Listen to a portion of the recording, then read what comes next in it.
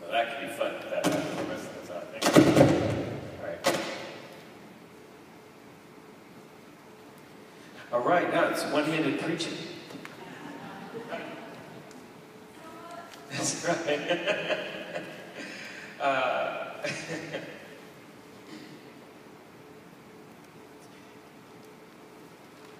All right. This is one of those days, right?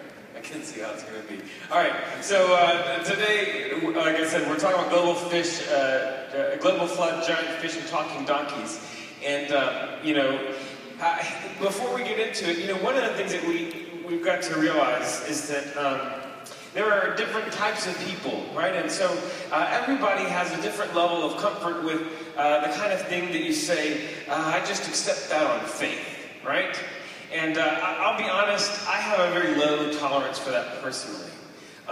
Not with other people. I really respect people. I've got some friends that believe stuff like that, and it's really great because, for me, when I come up against something that I say, yeah, that's true, and this contradicts with this, I have to resolve it, right? I kind of get obsessive, right? And so you can probably tell in the way that I deliver this that I get in, giant rat holes of research, right? So that I can feel like I can be intellectually honest, right? And so what that means, though, is that oftentimes people who are kind of more skeptical, people who, or especially people who are really scientific or historical in the way that they process things, they may feel like when we say, well, you just got to accept that on faith, sometimes it translates to them as, well, your God isn't big enough to handle science, right? Or your God isn't big enough to handle archaeology. And so you kind of retreat from that. And so I guess this evening, some of this stuff, it's either way, right? You could accept it on faith, or you could look at the historical record and say, well, I don't know if it happened exactly like that.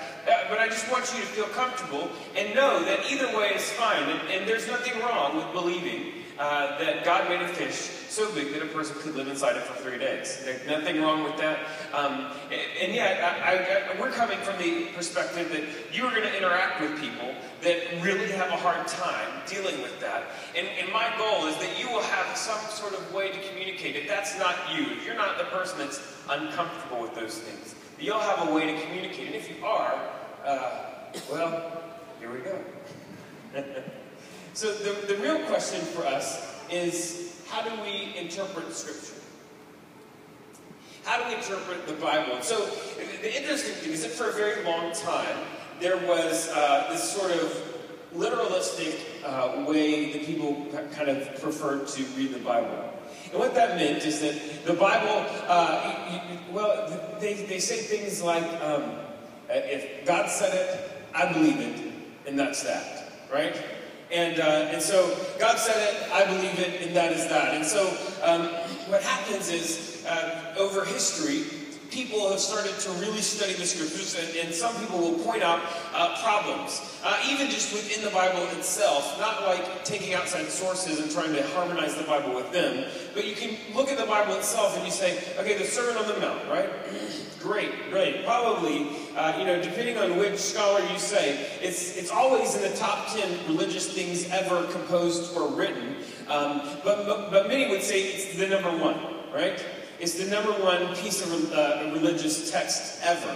But the only problem with it is that in the Bible, it appears in a couple of places. One place is Jesus goes up on a mountain and he preaches it, the Sermon on the Mount, right? And then in another place, Jesus goes down into the valley and preaches it from the valley. So it's the Sermon on the Valley, right? So the problem is, right, those two things cannot both have happened, right? Unless he was like a one-trick pony, right? And he did this same sermon over and over again, one time on mountain, one time on valley, which is not likely, then both of those things cannot both be true about that text, right?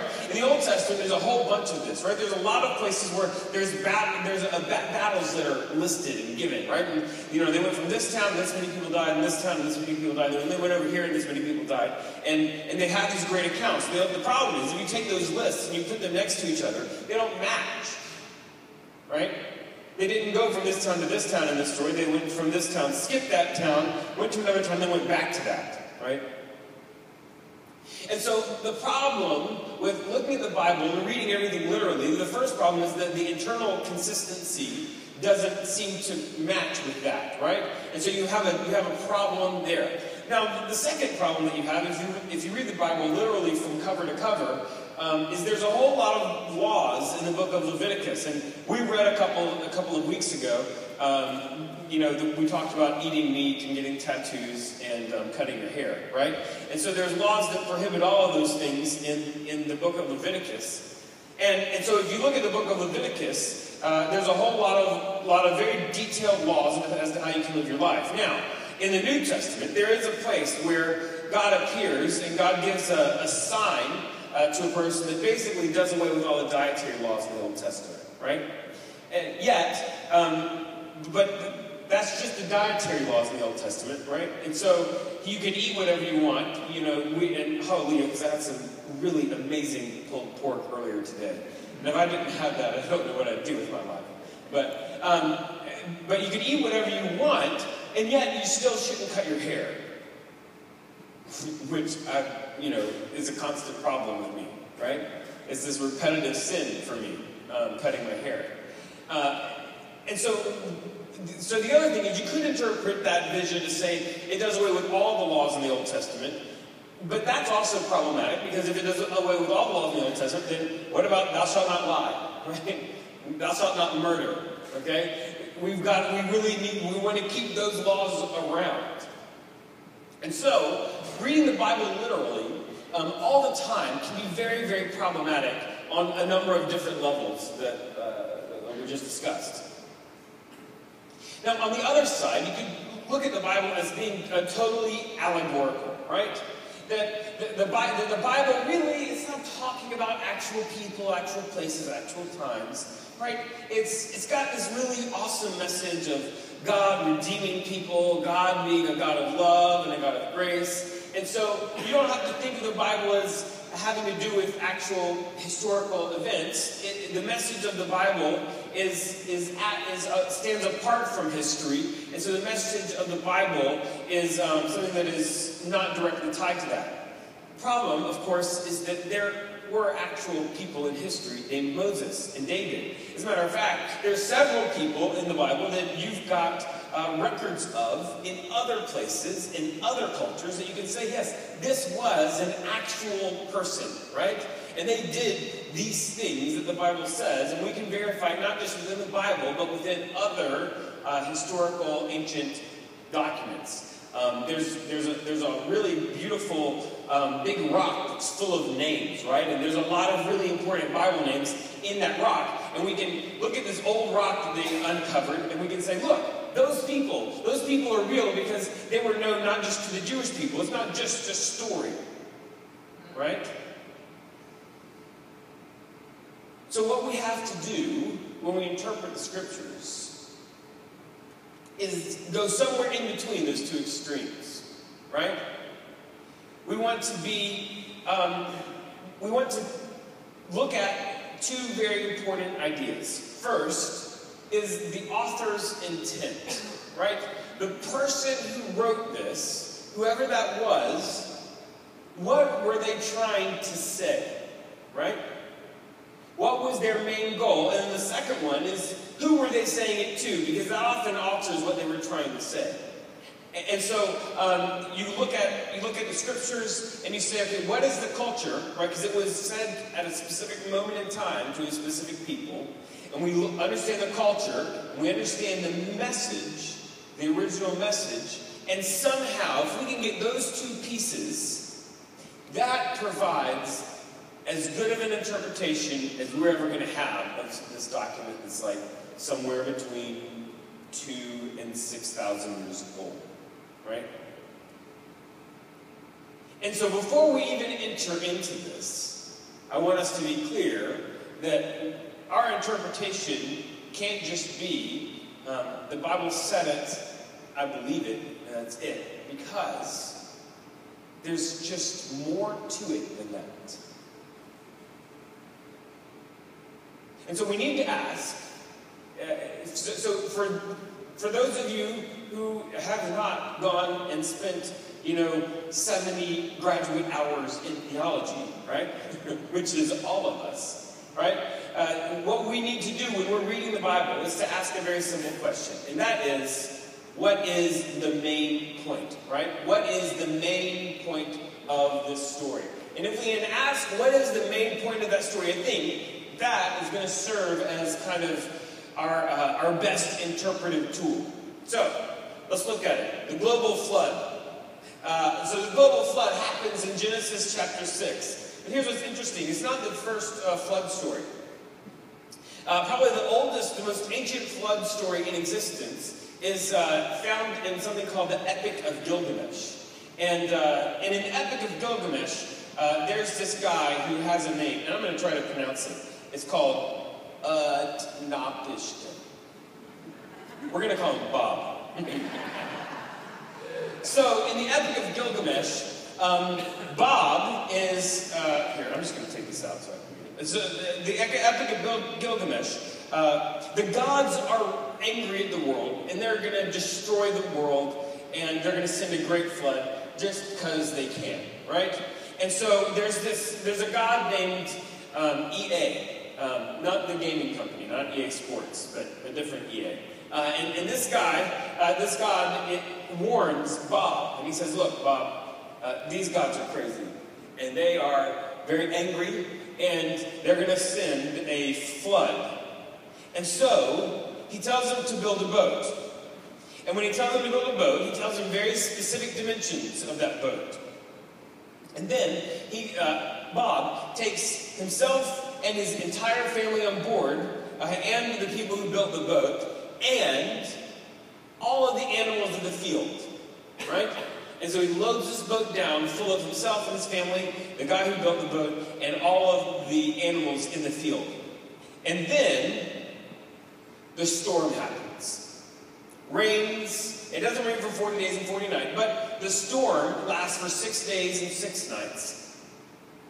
And then at the end of the storm, he looks out and he says that all of humanity had turned to clay.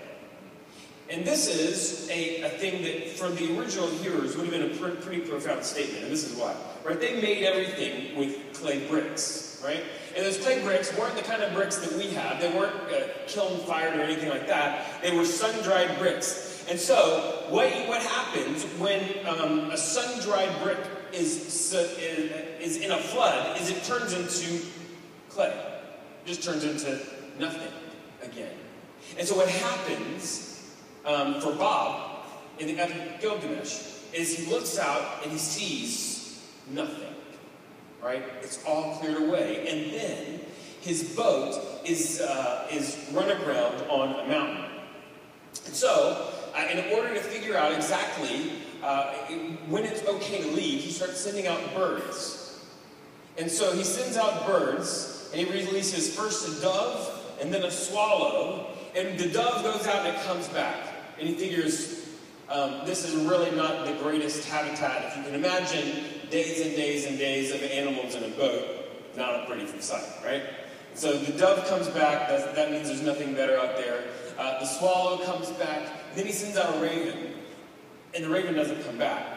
And so he says, all right, well, it's good enough for the raven to feel like he can stay, and so now it's going to be good enough for us to go out. And he opens the doors of the ship, the animals go out, his family and the craftsmen go out, and they start over. Does that sound kind of familiar? It is the Epic of Gilgamesh, this story of Bob, is a really amazing story in how closely it parallels the account in the Bible. I mean, they give him specific dimensions, he goes on a boat, he sends out birds. I mean, it's just brilliant. Yeah, but it's not the only one. There's another one called, it's a Greek one called, there's a guy named Deucalion. And Deucalion, which we're going to call David. So David he's a relative of one of the gods. And Zeus gets really upset. And Zeus goes, he gets upset because somebody sacrificed their child to Zeus. And so Zeus is like, all right, I'm done with these people, right? And he's going to send a flood to wipe everybody out. And David's godfather, his father, who is a god, comes and says, hey, David, this isn't going to be good. And so he says, I want you to build a boat and provision it carefully so that when the waters recede after 9 days, you'll be okay, you and your family. So he gets on, him and his family, no animals or anything like that. And the flood comes, all of humanity is wiped out, and then he and his family start over. So, that's the other stories. And so first off, we realize that there's other early stories. And then, so, obviously I think most of us would say, okay, what does archaeology say? Right? That was always my deal. And so if you look in the region, in Mesopotamia, where the Bible happens, that the Old Testament happens, it is a place that is super prone to flooding. Super prone to flooding. There's a city named Ur. And Ur, which is Abraham's hometown, when the archaeologists excavated, they found a really massive flood layer. And what's interesting is that, I said they used the clay bricks, right? And so it's really easy to tell when a flood happens, right? Because you see, all the normal signs of civilization, and then just this one layer of just clay, right? And they can say, wow, there was a massive flood at that moment in time. And so in Ur, Abraham's hometown, there is a 3-foot layer of flood. So that means that there was a flood big enough to deposit 3 feet, or probably a whole lot more because it has compressed over time, but 3 feet worth of clay. That is a huge flood, all right? And then there's another city named Kish. Kish has a similar flood layer. As a matter of fact, you can't really dig in that region and go back into the 3000s or 2000s BCE. And you can't go back into that moment without finding flood layers all over the place. And so what that tells us is that there was definitely massive flooding in the time of Noah. We don't know exactly when Noah was, but in that kind of time frame, there's lots of evidence for floods in that region. Here's the problem. There's not big flood layers in the Mayan civilization, right? There's not massive flood layers in China. There's not massive flood layers in the UK, right? And so you have this issue, right? If we interpret the Bible literally, we come to this place where we say, look, archaeology is telling us that there wasn't a global flood. Right? There wasn't a flood that covered the whole globe. And there are floods all over the place. But they don't all match up time frame and all that kind of stuff. So what do we do with that? Well, I think one of the things that we can do with that is we say, look, for Noah and his family, all of the world that they knew was flooded, right? As far as they were concerned, every place they had ever known, and every place that anyone they had ever known, was covered in water. And so for them to say that the whole world was flooded, that was a very, very accurate statement, right? And yet, I think an even more important question than whether or not there was a global flood is, what was the point? What is the point of this story? And so you look at the flood account, that's in Genesis chapter 6. Genesis chapter 6. And it's really interesting because there's really 2 characters in the story, right? There's God and Noah. And over again, it talks about, Noah was a great guy, or whatever. And then God says, okay, so here's the boat. Here's how you build it. And then the interesting thing, and I don't know if you've ever noticed it when you read it, but Noah doesn't speak.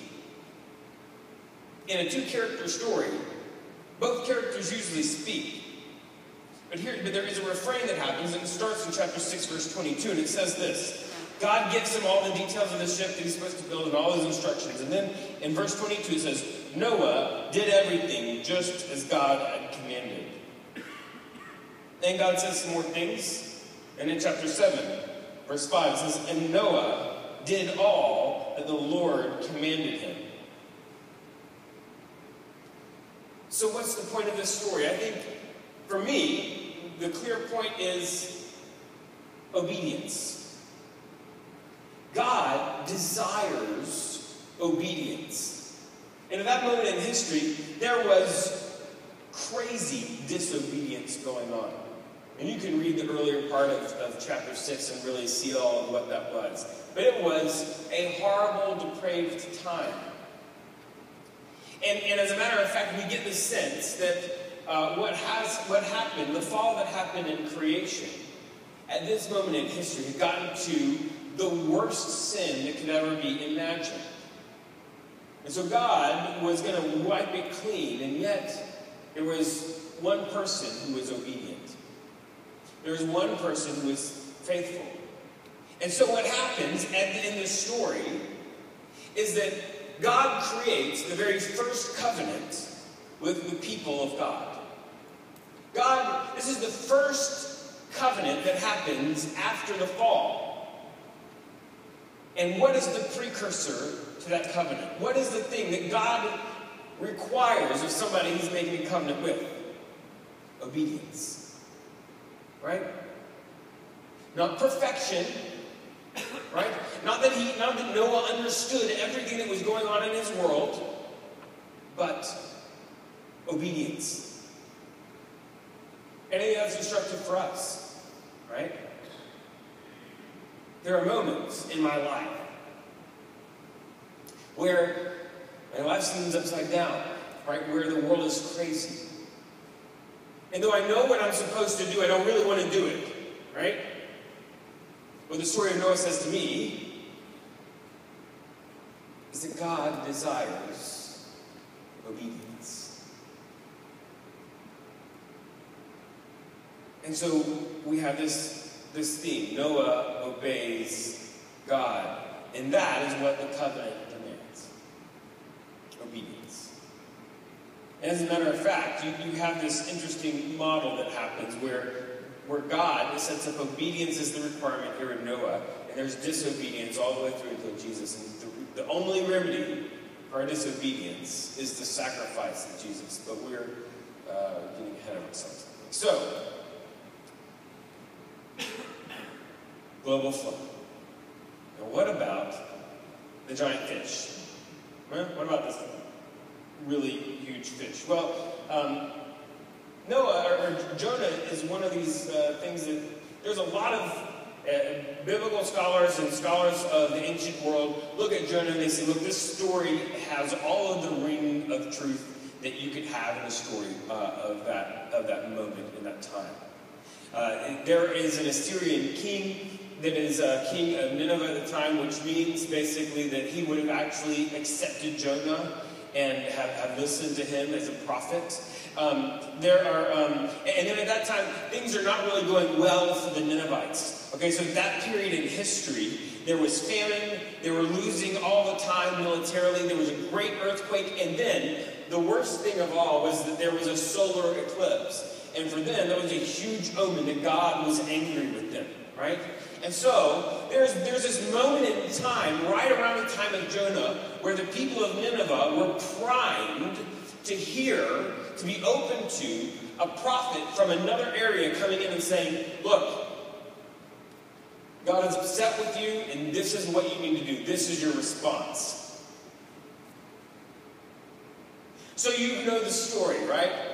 God says to Jonah, he says, I need you to go to Nineveh. And he's like, thanks, but no thanks. And so Jonah gets on a boat going in the opposite direction of Nineveh. And so he gets on this boat, and a huge storm comes up. And when the storm comes up, everybody on the boat knows that this storm is so unusual that it has to be that God's mad at somebody on this boat, right? And Jonah says, hey, guys, it's me. God asked me to do this, and I'm doing the opposite. I'm sorry. The only thing that we can do here is for you to throw me overboard. I'm not going to do it, but if you throw me overboard, whatever. So they do. They throw him overboard, and then he falls into the water. You would imagine that he would drown, right? That's what happens when you throw somebody overboard in a storm. And then God sends a fish, right? A giant fish, to swallow Jonah and to give him a couple of days to think about what he just did, right? And it turns out that Jonah changes his mind. And so when he changes his mind, God allows him to complete the task that he was sent. So he goes and he preaches, and there's this really brilliant moment, right? Jonah is like super disobedient, going in the opposite direction. And God is a God of grace, and he says, okay, look, I'm going to make you be in the belly of this fish, but if you change your mind, you can do it again. So he goes, and then he tells the people, he's like, you guys got to turn. You are doing the wrong thing. You are worshiping the wrong God. Actually, as a matter of fact, the God they're worshiping is a God named Dagon. And that God is that God. It's a fish god. The God that they are worshiping is a half fish, half God. So he says, you're worshiping the wrong God, and it's really a bad thing. You guys are being horrible, and God's going to smite you, right? And you're going to be gone, and sorry. And then he leaves, and the town repents. And so God doesn't smite them. And Jonah gets up there, sitting on this hill, ready to watch the fire just wipe this place out. These are horrible, godless people. And he gets irritated that God is a God of grace. Jonah gets irritated that God gives them the same grace that God had just extended to Jonah.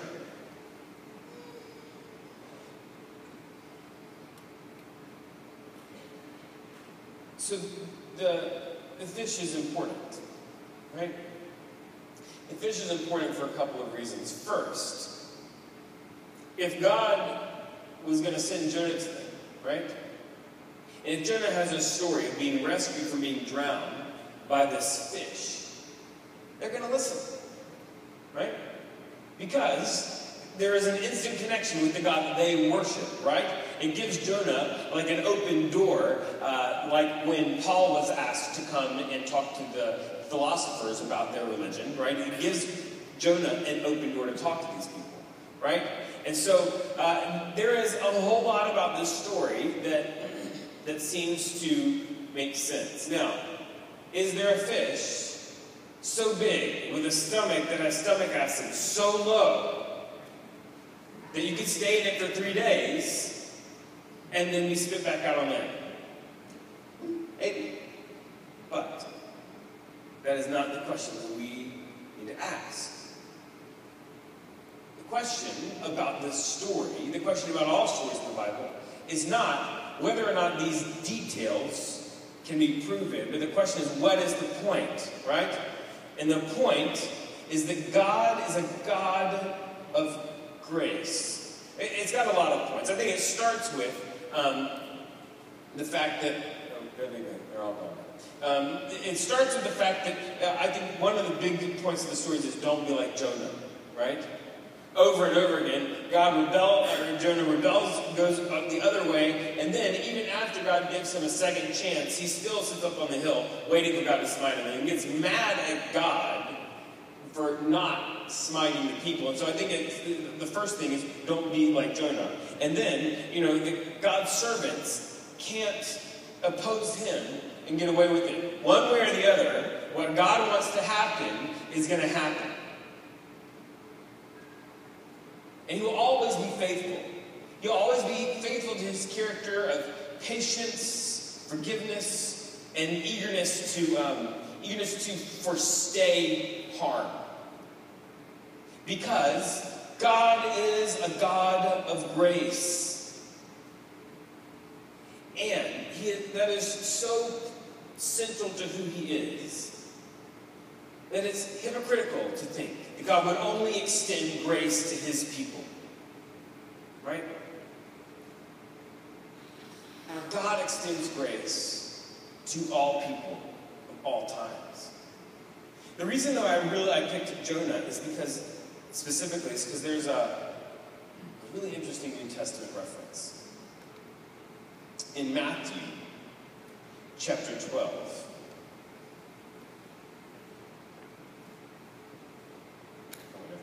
Matthew chapter 12. There's this moment where the Pharisees ask for a sign. And in Matthew chapter 12, Jesus says, verse 39, "A wicked and adulterous generation asks for a sign, but none will be given to it except the sign of the prophet Jonah. For as Jonah was 3 days and 3 nights in the belly of a huge fish, so the Son of Man will be 3 days and 3 nights in the heart of the earth. The men of Nineveh will stand up at the judgment with this generation and condemn it. For the men of Nineveh repented at the preaching of Jonah, and now something greater than Jonah is here." So there's this really interesting concept of 3 days that is present in a whole lot of the ancient world. It spans an enormous amount of time. And so the details kind of change over time, but basically, they believe that when you die, you go into some place like the underworld, right? And that the journey to the underworld takes 3 days, right? It takes 3 days and 3 nights to get to the underworld. And so, by the time of Jesus, this had developed into an understanding that the soul hovered over the body, was present in that place for 3 days and 3 nights. The soul was there, and so somebody could, during that time, come back to life. Spontaneously. Because the soul was present. But after 3 days and 3 nights, it was gone. There was no hope that they could come back to life. And so you see this in a couple of places in the scriptures. There's a moment where one of Jesus' good friends, Lazarus, is dead. And he has been dead for how long? 3 days. And so when Jesus comes, he takes his, I think Mary would say, he took his ever-loving, precious time getting here, right? Because she believed that if Jesus got there fast enough, he could raise Lazarus from the grave, right? But now there's no hope. His spirit is gone. And so, Jesus arrives, and Lazarus' family is hopeless. But then Jesus demonstrates his power by raising Lazarus from the dead, even after his soul has left, right? And then later, Jesus dies, right? And Jesus dies, he's in a tomb for 3 days and 3 nights. And really understanding that as a whole other class. But basically, he's there for 3 days, 3 nights, and we have this moment where the women are coming down to deal with his body and all of the things that need to be done. And it's a really sad moment because of the way the moment of his death was timed. They were not allowed to be around his body or to do anything or have any hope that they could be present when he was raised from the dead. And so they go into his tomb expecting the worst, right? Jesus is dead and there's no hope. But he's not. Right? He's not there. And so it's a really powerful setting.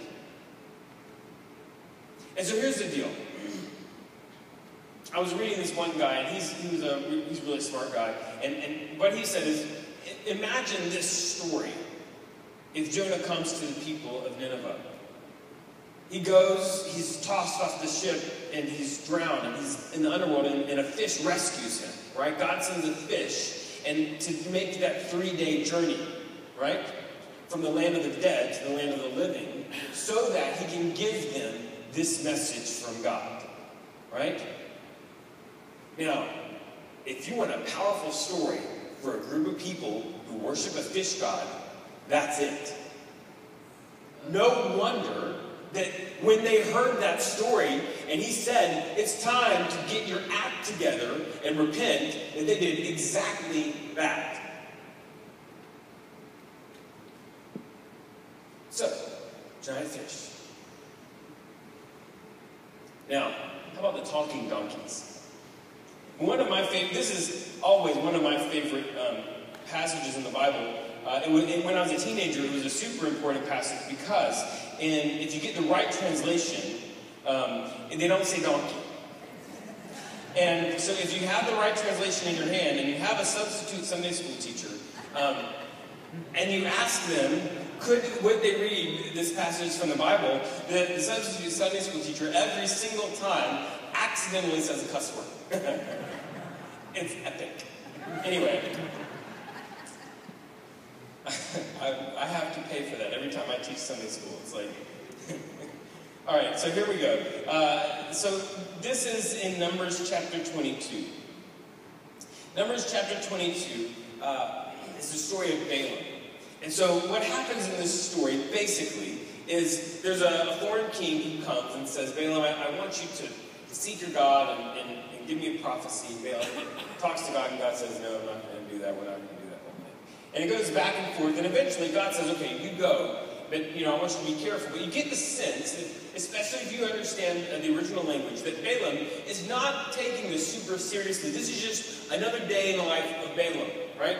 And so now Balaam is on this donkey, and he's headed off to go and do what God said was okay, but he's headed off to go and speak for the Lord to this foreign king. And all of a sudden in the path is this giant angel, right? And I love that picture, right, with the angel with the massive sword. And so there's this giant angel standing in it. And he sits there, and the donkey sees the angel, but Balaam doesn't. And so the donkey, does all these horrible, crazy things. He runs him into the side, and he tries to do all this stuff because the donkey's trying to avoid the angel that Balaam can't see. And Balaam, every time, he just berates the donkey and beats him and all this kind of stuff. And so then you have this really great passage in Numbers chapter 22, starting in verse 28. Verse 28 says this, Then the Lord opened the donkey's mouth, and the donkey said to Balaam, What have I done to you to make you beat me these 3 times? What have I done to you to make you beat me these 3 times? And this is probably the most unusual verse in the whole Bible. Balaam answered the donkey. Right? Not Balaam checked his ears. Balaam went to see a psychiatrist. He answers the donkey, because of course that's what you do when a donkey talks, right? Balaam answers the donkey, You have made a fool of me. If only I had a sword in my hand, I would kill you right now. The donkey says to Balaam, Am I not your own donkey, which you have always ridden to this day? Have I been in the habit of doing this to you? No. And then the Lord opens Balaam's eyes, and Balaam sees the angel. And this whole interaction ends up with the angel saying to Balaam, Look, you have to be careful. You don't need to take this flippantly. You're going to be speaking from God to a foreign king, and you have to say exactly what God tells you to say, nothing more, nothing less. Be careful. And Balaam says, Oh, okay, I'll be careful. You just told me that? And so the question, I think, is this about donkey vocal cords, right? Is it time at this point to go and find a veterinarian and see if they can, their mouths can make the right noises and sounds? I don't think so. And so, see, here's sometimes what we do, right? We'll take a tiny element of the story or a really interesting element of the story, and we'll blow it up to be this huge thing, right? I was in a really interesting church one time, and this guy, he preached a sermon, and you think these sermons are long. This sermon was 2 hours long, right? Yeah, he said, I've got 5 points, and each of his 5 points had 13 points underneath it. But somewhere in there, he spent at least 30 minutes talking about mustard seeds, because it was on the parable of the mustard seed. He was talking about the size of it and what happened to it, when it went in the ground, how deep he planted it, went on and on and on about the attributes of the mustard seed, right? And so for him, it was all about the attributes of the mustard seed, when I think the point of that story is not about the mustard seed itself. Right? And sometimes that's what we do. We'll find something interesting or weird in the Bible, we'll blow it up and make it out like the point of the story is whether or not a donkey can have vocal cords. Right? The point of the story is whether or not I'm drawing you to actually make those kind of sounds. And we do that. And it's not. Remember, we want to ask one question. What is the point of the story? Now, this is a massive story, but in this little section of the story, I think it's a point that is not just a point for them, but it's a point for now. And that is that when you speak for God, you have to be careful. You have to be really careful. And unfortunately for us, a lot of the barriers that were there in the ancient world to speaking for God have been removed. Like, for example, the fact that you and I have this in our house, right? You know, after the printing press and all those great people who pioneered and wrote the Bible, translated the Bible into the native languages, right? All of a sudden, we can have the Bible in our house. We can have our prayer time and read the Bible and come out of that and say, you know what?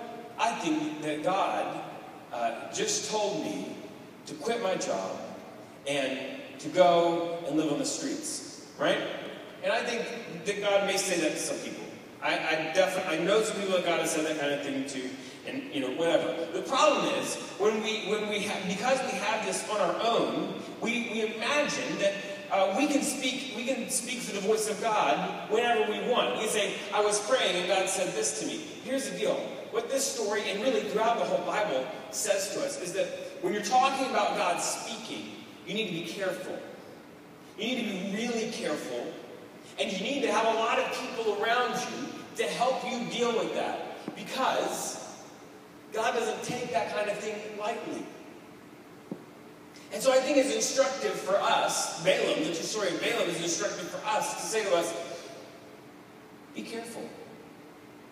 When you're reading, you think you hear the voice of God, go and talk to somebody and say, look, I think God may be saying this to me. What do you think? Or, you know, talk to your wife and say, I think God told me to quit my job and go live on the streets. Right? And then, after you get up off the ground, ask her what it is that she thinks about that, right? And we need to be careful when we talk, when we speak for God. And so we come to the same point that we've come to every week. So what? Well, I think first we need to realize that the Bible is an ancient text. And second, we need to realize that brains are good. I'll put a post online about this later. But basically, the Bible is an ancient historical text, and they thought of history in a different way than us. For us, history is all about getting all the details right and in the right order. But for them, the goal of writing a historical account was to tell the truth of what happened there. And so for them, they would look at our histories to get all the details right, but seem just like a mess with no clear message and say, that is a horrible history, right? A history of the Civil War or of World War II, right? You know, if you look at the history of World War II and you see how messy the whole thing is, they would say, that's not, you know, if you had just changed some of those events, if you had moved them around in different order, and if you had added this little piece in, that would make the truth of that situation far more clear. And so that's how they were positioned towards history. That's how they were positioned towards writing. So the Bible is an ancient text. And then the other thing is, brains are good. We should never, never, never be afraid to question. We should never be afraid to question the Bible. We should never be afraid to question God. God is big enough to handle any of our questions. And so, when you're sitting down with somebody, and they say, really? I mean, you really believe that there was a giant fish? When you're sitting down with that person, they say that this is the first time you've heard of that. You say, you know what? I don't know.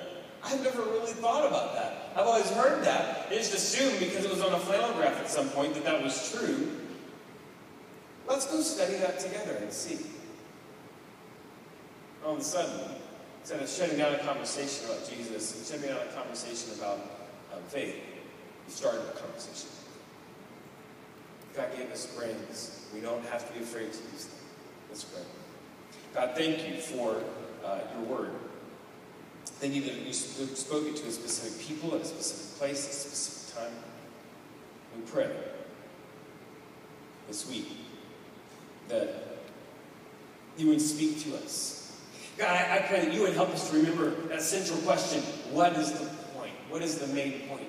That God, all of the stuff that's really interesting to think about and talk about, that can be a distraction, God, that you would help us to minimize that so that we can hear you speaking clearly to us. We can hear you saying things like obedience is important. We can hear you saying things like, I will extend my grace to you and to whoever. I'm a God of grace. So that we can hear you holding us back and saying, look, if you're going to speak for me, be careful. Speak to us this week through your word. In Jesus' name we pray. Amen. And would you stand and receive this blessing? Now may the grace of God, Father, Son, and Holy Spirit be upon you and go with you from this day forth and forevermore. Thank you guys so much for coming. We'll see you next week when we talk about something not controversial, politics.